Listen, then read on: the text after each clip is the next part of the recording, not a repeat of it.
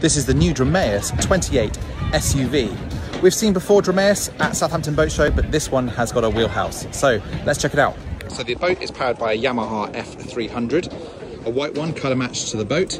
This bench seat just forward of the engine. Notice also on the side arms that you can also face backwards, and you also then have this really cool little wet bar. Nice little space here, and you've got storage lockers both port and starboard.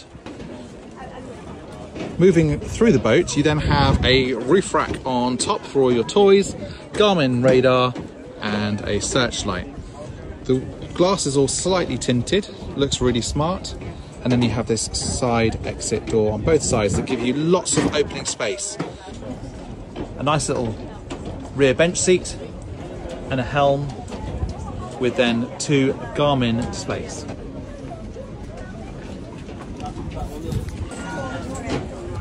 The bow area has a pop-up table and a little sun pad as well for probably two adults, and you can use that then also as a seat for your table. I would say at anchor though, that may be a little bit bouncy if you're trying to have a drink, etc. up there, so I probably use the aft space more than right up forward in the nose.